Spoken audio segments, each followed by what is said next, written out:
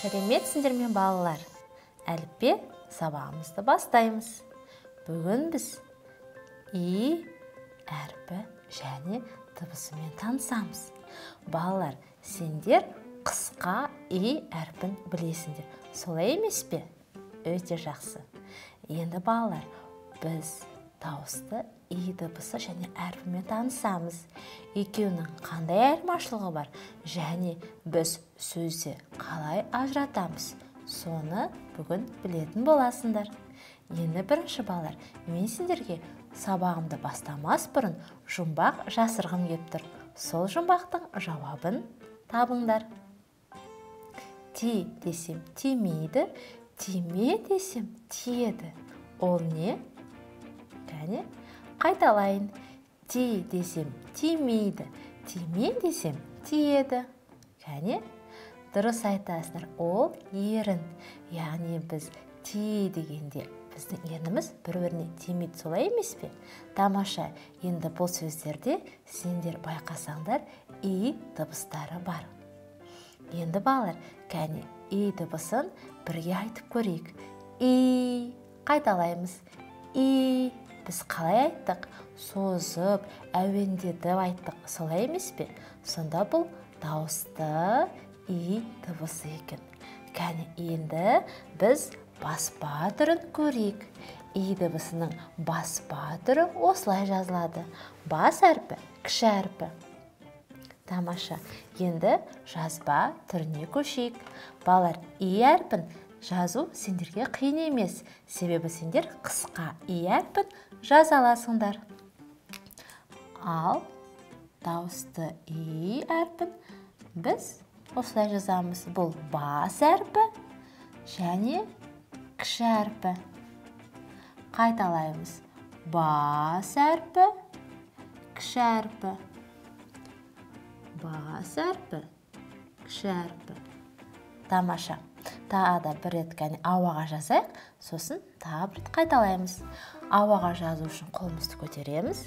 Кәне бастаймыз. Жоғарыдан төменге қарай түзу сызық, қайттан жоғары, төмен. Тамаша. Кіші әрпін дәл осылай жазамыз. Яғни жоғарыдан төмен қарай сызық, қайттан жоғары көтереміз, төмен түсіреміз. Қайталаймыз. Бас әрпі, кіші әрпі. Балалар, енді біз и әрпінің дауысты дыбыс екен. Оның жазба түрін және баспа түрін білдік. Енді балалар, кәне біз и әрпі бар сөздерді кәне анықтайықшы. Яғни балалар, ол қай кезде біз осы и әрпін жазамыз, қай кезде дауыссыз қысқа и болатын анықтайық. Ал бастаймыз. Қане балалар, бұл ненің суреті? Мұқият қарайықшы. Дұрыс айтасыңдар. Ит. Ит деген сөзде бірінші біз қандай дыбыс естіп тұрмыз? И. Дұрыс айтасыңдар. Келесі бұл ненің суреті балалар? Инелік. Келесі тиын. Өте жақсы. Енді осы сөздерге дыбыстық талдау жасайық. Бірінші біз ит деген сөзде бірінші и дыбысын естіп тұрмыз. Ол дауысты дыбыс. Сондықтан қызыл түспен белгілейміз. Ит. Келесі т. Дауыссыз дыбыс. Өте жақсы. Келесі инелік. И.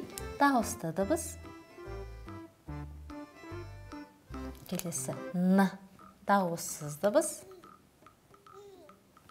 Ине, бізде дауысты дыбыс. Л. Дауыссыз дыбыс. Л'дан кейін дыбысы дауысты дыбыс. Және соңында к. К бізде дауыссыз дыбыс. Ал балалар, инелік деген сөзде неше дауысты дыбыс бар екен? Кәне қарайықшы. 1, 2, 3. 3 дауысты дыбыс бар. Сонда неше буын бар? 3 буын бар. Тамаша. Келесі тиын.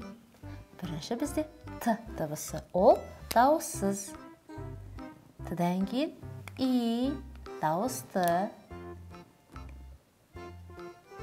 И-ден кейін қандай дыбыс естірміз? Тиын. Бізде дауысты. соңында н дыбысы, ол дауыссыз. Тиын деген сөзде екі дауысты дыбыс бар, екі буын бар екен. Балалар, енді и дыбысы сөздің басында және сөздің ортасында да кездеседі екен. Балалар, енді кәне осы сөздермен біз сөйлем құрастырайық. Ит. Ал қандай сөйлем құрастырсақ болады? Ит адамның досы. Ит үйімізді қорғайды. Өте жақсы. Инелік. Инелік ұшты, немесе инелік жазда бау-бақшада ұшты. Тамаша. Келесі тиын. Тиын ағаштан ағашқа секірді, немесе тиын жаңғақты жақсы көреді. Өте тамаша.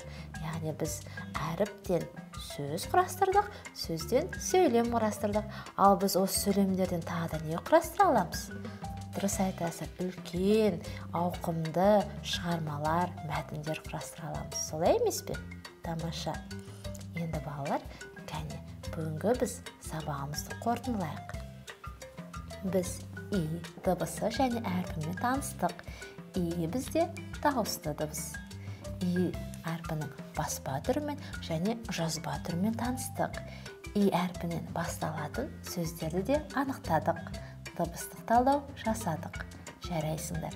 Сендерге тапсырма, тағы қандай сөздерде и дыбысы бар. Соны сендер балалар ойланыңдар. Жақсы ма?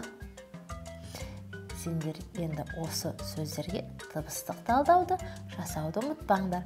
Қолдарыңды жаттықтырып, и әрпінің жазба түрін жазыңдар.